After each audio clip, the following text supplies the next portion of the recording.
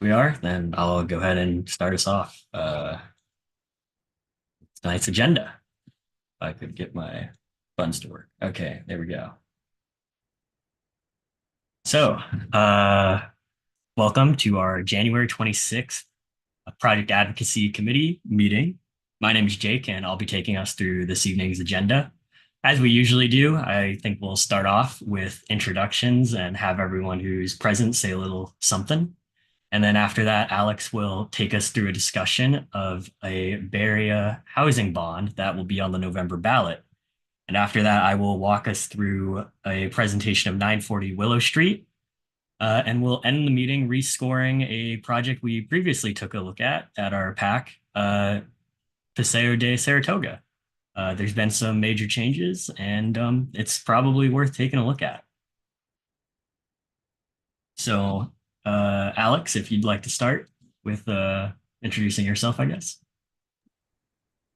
Hey everyone, it's Alex. Y'all know me. How's it going? Good to see you. Thanks for being here. I'll pass it off to Sandana. Hi, I'm Sandana. I'll be attending San Jose State in the fall to study geography and urban planning. And I'm also part of the community engagement group. I'll give it off to Catherine. Hi, I'm Catherine. I forget how long I've been with Catalyze. It's been a few years. And not really sure what else to say, but I live downtown in affordable housing, and I'm glad to hear this morning that the BAFA bond measure, they voted to put it on the ballot. Oh, thank you for being here, Catherine and Sanana. I think we have a fun and interesting, maybe if not a little controversial project for you guys to take a look at and score tonight. And I think I'll pass it off to Alex here to talk a little bit about the bond. Yeah. Do you want to share your screen, Alex, or are you good to just talk about it? I'll just talk about Sandana. I'm sure have you been tracking it at all as well? Yeah, I heard it's like a 9-county bond for affordable housing. It's gonna be Yeah, passed like this fall. Yeah. And yeah, I'll put in a couple of links into chat if anyone wants to read more. yeah.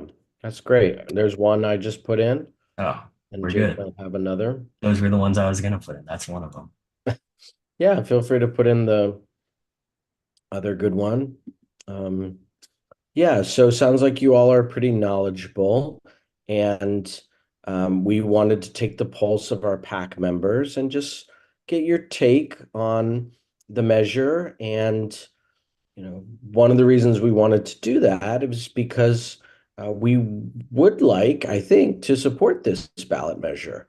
And we've talked about it with our advisors. We've talked about it as a staff, and they've both given the thumbs up to us endorsing the measure and getting more involved in either education around it and or direct advocacy for it. So before we do that, though, we do want to check in with our members and see if they're of similar mind and therefore know that as a grassroots organization, we're going forward with the support of our members. So Jake and I thought we would check in with you all and see what you think. It sounds like Catherine's already got a take on it. That's great. I think it's important because there's a lot of people who are unhoused in the Bay Area and people who are also going to be moving in for like future job opportunities. And it's better for working class people. And I also think that it's good as has like a 9-county bond with the Metropolitan Transportation Committee because like usually like everything that happens in the Bay Area like happens through like each city or each county, but like this one like shows that like we're together as like a region and not like separated.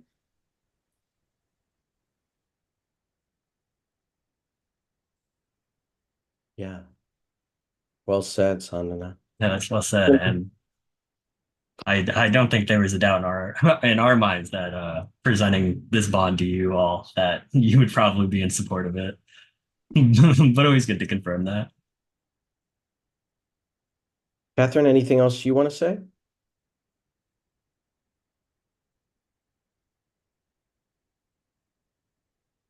Okay. Sorry, I'm sorry, I was muted. There's gonna be a lot of opposition, and I hope that they can craft their messaging properly to overcome it. Because we were getting a lot of really mean-spirited comments from people claiming that this is communism to be taking from the landlords, and that seniors won't be able to afford the property tax hike and they'll have to choose, if you had, because it's gonna be $340 a year if you have a $2 million house. If you have a $2 million house, you should still be able to afford your food and medication. And just a lot of, just there's a lot of nasty people out there, and there's a lot of people who will be appealing to them on the other side. Yeah, I And just it's one thing to have a website with a fact, but I mean, communicate it to the public in such a way that people can't avoid seeing the right message. yeah, I just put a link to a coalition website of a group of a bunch of organizations in support of the initiative.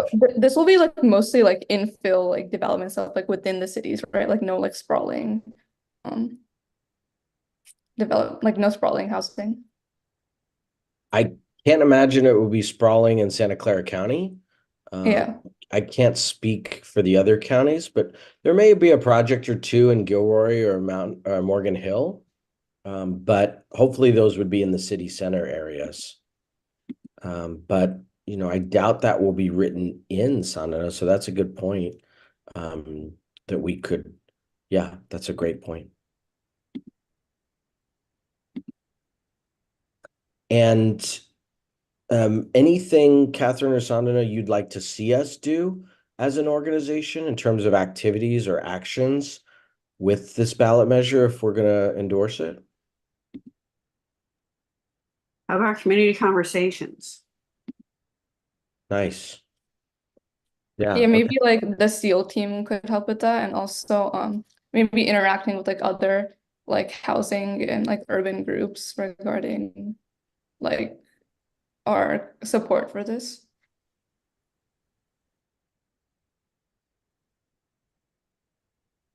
Yeah. Absolutely. Okay. Any other thoughts or ideas? I like all those. Those are good.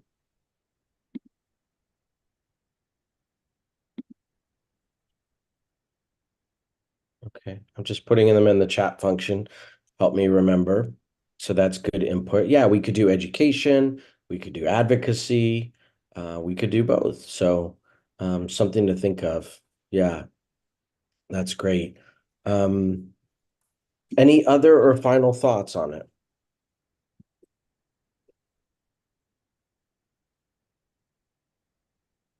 Okay, hearing none, we will take your input, Sandana and Catherine. We figure you all are pretty representative of our other members, and we'll convey back to our colleagues that you are supportive of us endorsing the bond measure and coming out in support of it. So we'll let them know that, and we'll probably we'll have a final decision on this. We will actually, Sanada, the plan is, and I'll leave that up to the folks who run our SEAL team. The plan is to bring it to the SEAL team for input, and that will be the last step in our process. And assuming the SEAL team says what you two said, then we will be coming out and endorsing it. And so we'll make that decision in the next, I'd say, 3 to 4 weeks.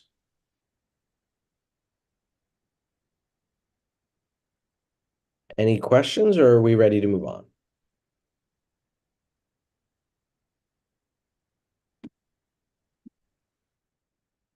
Okay, Jake, looks like we're ready to move on. Thanks, Catherine and Sanana. Great ideas. Really, really value your input, truly. So thank you. And thank you, Alex, for walking us through that discussion there on the bond. So then I guess now I will get us into the project. Uh, so tonight we don't have the developer of this project here with us, so I will be walking us through all of the project details and its designs and its plans. But before I get into why the developer is not here with us tonight and the background on this project, I thought I would just sort of orient us spatially as to where the project is. So these are two maps here. One's from a previous presentation from the developer and the other one just on Google Maps. The project is in the Willow Glen neighborhood, so just south of downtown San Jose. And it sits on the sort of primary east-west corridor here, Willow Street, which is, it's also pretty close to the north-south thoroughfare of Willow Glen, which is like one of the more walkable areas of San Jose. Lots of retail there, lots of going on. Pretty happening place. I also included this map here, which sort of just outlines its transportation context with a walk shed highlighting where bus stops and transportation options are for the project. These are the VTA transit routes that are nearby. It's also important to note that it's not too far away from also the Caltrain station over there, where there's also a light rail station as well. So it's a good area in terms of its transit context we have here. This is another photo of the site, or I guess a screenshot of street view of the site. All that occupies the site right now is this liquor store and I believe a gymnasium. I'm not sure if that's present there anymore. During a previous presentation, the developer designers of the project stated that the site has been notorious for vandalism, graffiti, and as a makeshift party spot. So it's mostly parking lot and a liquor store as it is right now. And then a brief project overview. 940 Willow Street is a REDCO Development project designed by Studio Current. It's 126 units, 20% of which are affordable, 7 stories tall, and mixed use. It has a small little residential component. This cafe that you can see in this rendering here in like the center of the rendering. But the most important thing to note about 940 Willow Street is that it is a builder's remedy project. And that sort of is what leads into the controversy and interest of this project. So the builder's remedy is sort of complicated. It can seem kind of a little scary, but in summary, the way this works for a project is that cities have to basically develop a playbook that outlines how they're going to build a certain amount of housing. And the state has to give them a stamp of that, yeah, this plan that you've outlined here, that you've written, sent to us, city, is sufficient. And you've sufficiently outlined how you're going to build all these homes in this time frame. And there's a deadline for when they have to submit that playbook on how they're going to build these homes. And if they don't get it in by then, or it's not compliant by then, the city basically loses some control over the kinds of projects they can and can't deny. There's 3 criteria, 3 types of projects that can qualify for the builder's remedy. So the builder's remedy being projects that sort of get this leeway on certain zoning and planning regulations from cities. And that is 20% affordable to low-income households, 100% affordable to moderate-income households, or emergency shelters. The reason 940 Willow Street gets the leeway on these sort of regulations here and falls under the builder's remedy is because it is a 20% of the units are affordable to low-income households. So currently, 940 Willow Street doesn't exactly comply with general plan and zoning designations requirements outlined by the city. Specifically, the site, for this site, the city allows a height of 1 to 5 stories, and this project is 7. And the city has a floor to air ratio requirement or standard for this site of 3.5, and this project proposes an FAR of 5.26. And the important thing here is that it doesn't necessarily need to comply to all of these different standards because of the builder's remedy. And that leads us into the only community meeting that REDCO Development and the designer of the project have held regarding this project. They had a community meeting on June 3rd to discuss the project. And mainly what was expressed at this meeting by community members was concerns regarding the density, the size of the project, and the impact that it would have on parking and sewage, water, and electricity consumption. And the reason that the developers only had this one community meeting so far is also because of that builder's remedy. They don't really need to engage or listen to feedback all that much, which is also presumably part of the reason why we haven't been able to get into contact with the developer to have them come present this project here themselves. So going ahead to look at the controversial side of the project for a project in Willow Glen is that density. The project density has already been workshopped a bit. This is a slide from the designer's slide deck that they presented on June 3rd at the community meeting. And it outlines how they started with the project in terms of density and where they ended up. I added the red text there about the dwelling units per acre. But basically, they started off with this fully sort of built out model that was 30 more units than it is now. And they dropped off an entire side of the building on the south side, so the side that comes up against the single family neighborhood, to just 2 stories. So that's directly adjacent to the single family, 2 stories of the project. You can see that kind of down here in the rendering where they've added this. There's a black single family home to the right, so you can sort of compare there.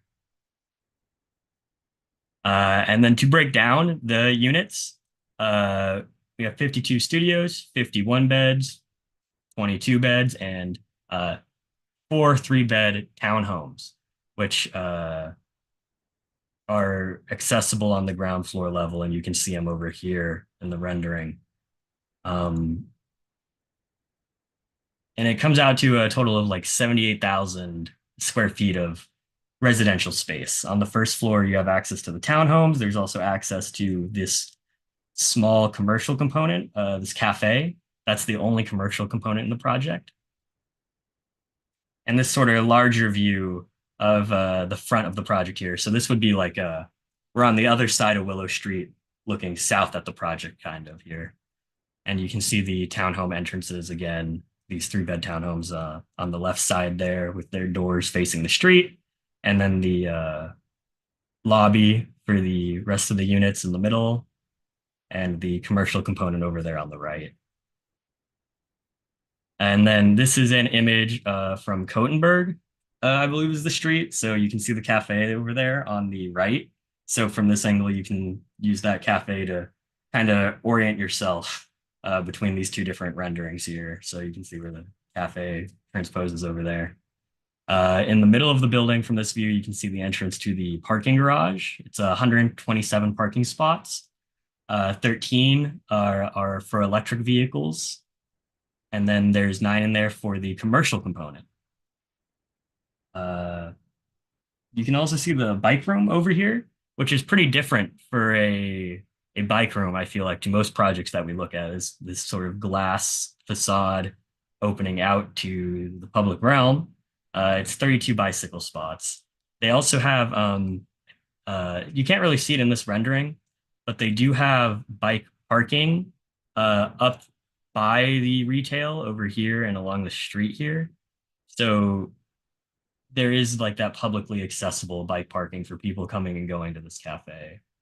So yeah, that's the outdoor bicycle parking there. You can also see in this image of the floor plans, they have this built out seating area in front of the cafe for a little outdoor activity. They've also given over a chunk of like their property to contribute to making the sidewalk a little bit wider. So you have a little bit wider of an area to walk around, take a stroll in. Here is that bike room that you can see, which they also have designated as a repair room. And then the next slide, we can see the building also has a co-working amenity space for residents. Second floor is also still more parking, so it's that two-story garage with a podium. And then here's a look at level 3, where you can see some of the more amenities that the building has to offer to residents, which is there's a pool over here, this courtyards, standard sort of courtyard apartment, which also wraps around up here, interestingly, to I guess that's the east over here. So it wraps around the building kind of with this walkway. You can see in this next one is a rendering of that courtyard amenity space with the picture there, so you can orient to see where we're looking at it. That's the pool there with the courtyard and all its plantings and trees, and the walkway between the two sort of courtyard halves of the building. In addition to the amenity space, the project also brings a couple of explicit sort of public realm improvements, which include improvements to the crosswalks there, revising the bus stops that are adjacent to the project, and widening those sidewalks. Like most other projects of this size, they are also putting in their payment of park fees, so that'll go towards maintaining and building new parks in the Willow Glen area. On top of that, this is I guess to wrap it up really on the details I have to share on this project before you can all ask questions, is the timeline for the current project. So earlier this month, on the 3rd, is when they held that first community meeting. And currently that's the only community meeting they've had. They've had one-on-one meetings, they said, with residents and other members, but nothing, no groups or any sort of community hearings like that. They plan to go to a director's hearing, I believe I think that's supposed to say winter of 2020 or winter 2025 or winter 2024. I need to go double check that.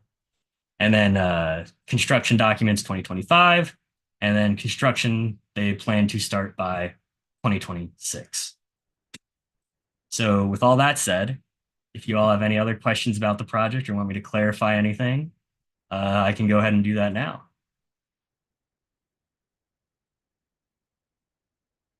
So is the bus stop for bus 25?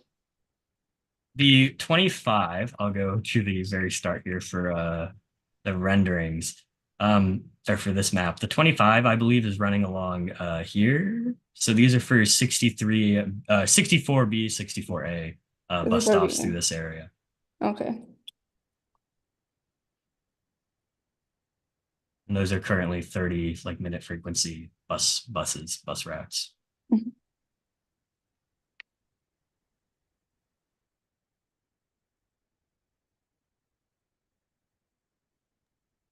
Jake, could you go to the slide with the heights or there were some red. Oh, the blocking they did Yeah, the here. blocking. Yeah. Yeah. Did you say what the red is? I can't remember. Yeah, that's dwelling units per acre. So no, sorry, the red color in the blocking. the red color in the blocking? Yeah. I actually don't know what that that indicates. I don't have Elevator experience as an shafts? architecture. Elevator shafts, Let maybe? me see. They have it on here. That looks like it lines up with the utility there. Yeah. Yeah, utility elements. Okay, got it.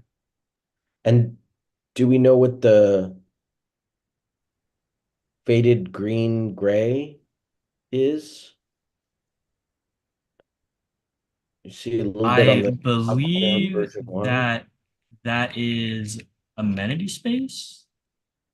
Yes, yeah. So Or you can rooftop see here. space? No. Yeah, so I can go look at the plans and see what they have on the rooftop. But here they have the clubhouse blocking, and that's reflected on this diagram is where the clubhouse is. Okay. They have a couple. Yeah. Oh, could I see the transit map? Yeah. Thank you.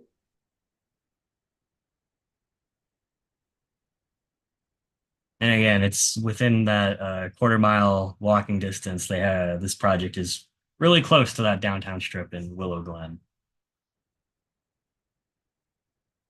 So for the park fees, like, will it go towards like, I think, is that like the Guadalupe River that's like going through that? There is a area where around the project where the park fees are put into a pool for parks within that distance around the project. I Oh, don't it's know like what that within distance like is, a but quarter yeah. mile distance, or I don't know what it is off the top of my head. I have okay, forgotten, but there is a set distance around projects that when they pay in their park fees, it goes to maintaining and building new parks within that area.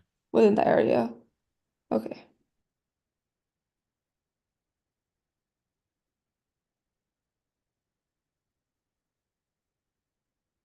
I also like do the single family home like residents that live in that area, like how have they reacted to are they like against it? So I can talk a little bit about that, and that's kind of why maybe our meeting tonight is kind of also important.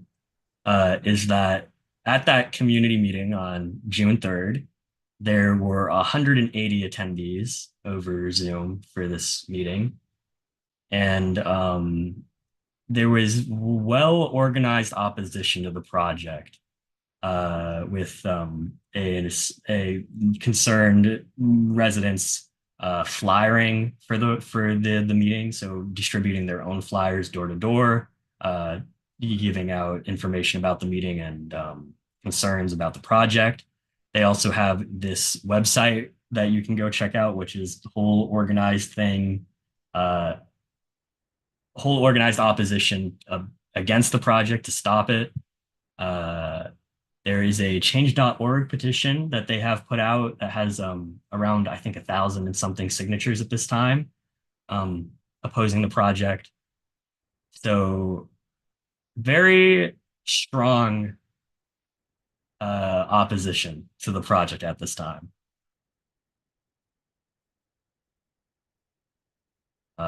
Most of it, again, about the height stemming from like the density of the project. It's 126 units.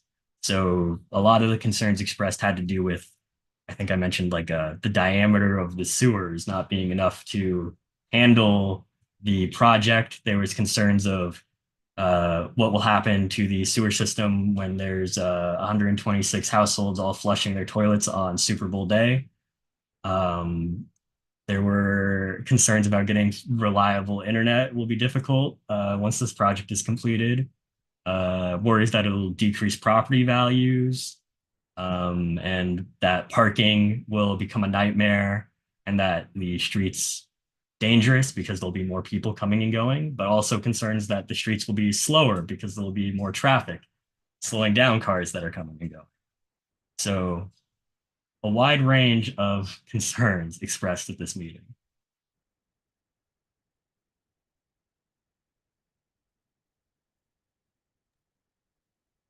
I think, Catherine, other than maybe the sewer issue, which I haven't heard before, it was pretty standard opposition that you've heard at countless meetings yourself.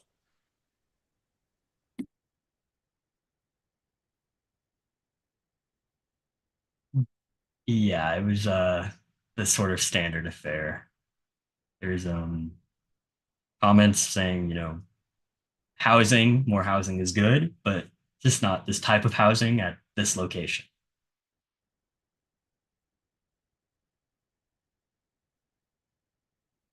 And from this slide, you can see that they've already worked the massing of the project basically to try to step it away from those single family homes.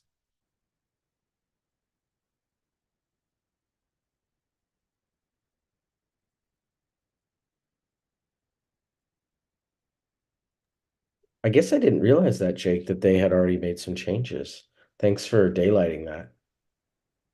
Yeah, I'm not sure. They didn't say if this was like their initial proposal or whatnot, but they said that this is how they conceptually sort of started with their design. And then after doing a assessment of like the neighborhood context and concerns, they used that information to inform the second design iteration.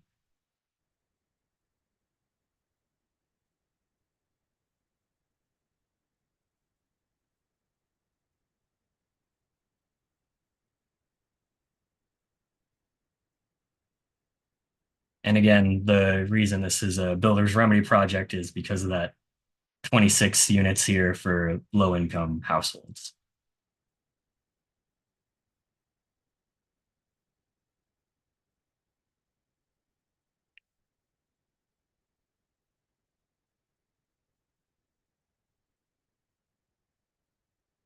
Oh, okay. So the creek near the housing, I think it's Los Gatos Creek. It's not Guadalupe River.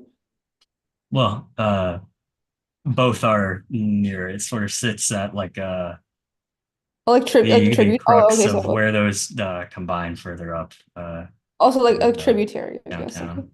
Yeah. Yeah, the far left of the Sorry. orange part that Jake has highlighted, there's the Los Gatos Creek, and the far right part that Jake has is Right Guadalupe River. over here. Yeah.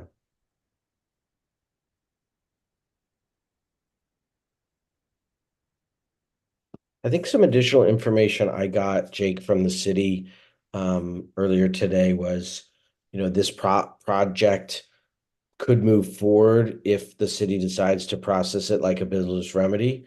But if they push and say that it's not eligible, that it might need a general plan amendment. And that could alter the process. So I think it's another good reason for Catalyze SV to weigh in, because this project may be teetering between two different, say, City of San Jose processes, and that difference between one or the other could actually quite alter the project.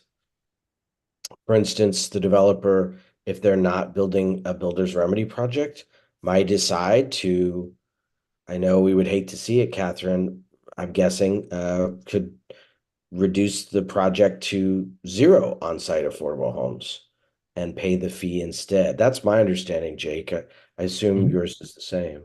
Yep. Wait, so there's a possibility that they might get rid of the amount of affordable units, like in. Yeah, simply as a complication of if the city pushed to process this not as a builder's remedy project. Oh. And the reason that it is currently being processed as a builder's remedy project is because they did submit some more sort of, I guess, regulation legal stuff here, an application under a different law earlier, which vests the conditions of when the city was not in compliant, when the city was vulnerable to builder's remedy, they applied in that window. And since they applied in that window, that those conditions at that time are what the project will be assessed under. But unclear if builder's remedy is something that is vested. The city and every city out there right now will tell you that builder's remedy is sort of a untested legal fiction that hasn't gone through the courts yet. So it's not really clear how a builder's remedy project is meant to play out or will play out.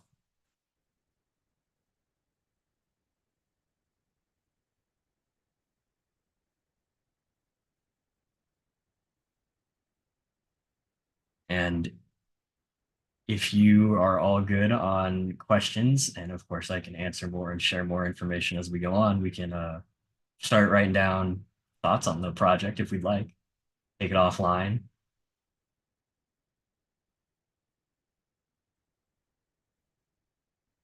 Move us on to that. Yeah, any other final questions for Jake? The benefit of the questions is that since we're recording the meeting, other folks in the community can hear your questions and the answers too. If not, that's okay. We will keep asking once we turn off the recording. I can briefly cover some things I think where I am lacking substantial information in terms of our categories that we score for if anyone is coming to this later for information, which is the sustainability category. The previous community meeting that was held, the developer did not talk about their goals for LEED certification or Green Point or anything like that.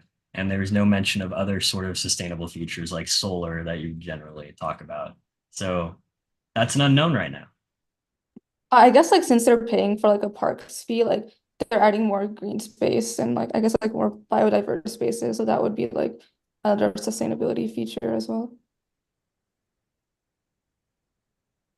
I suppose you could, yeah, look at it like that. These buildings all do pay their parks fees, and that contributes to greening the area, greening our cities, the urban forest.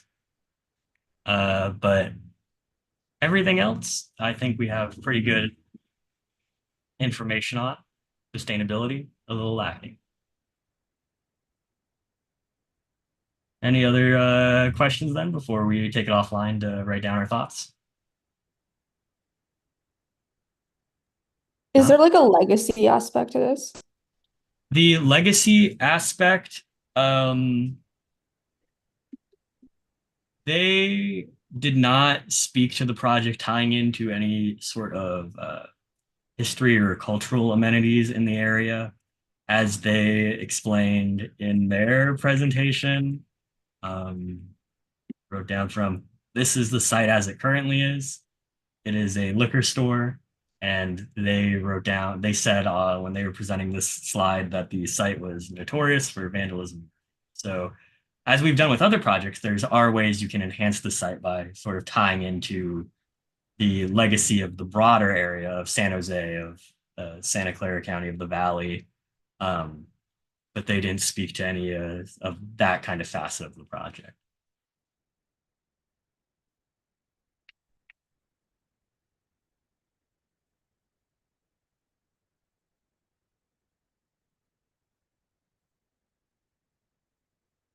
So then I presume we are set to move forward if everyone's good on that and sort of voice our personal thoughts and discussion about the project.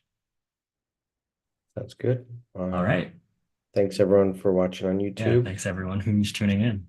Check out our website in about a month from now. In late July, we will have up the scorecard and letter for this project for everyone in the community to see.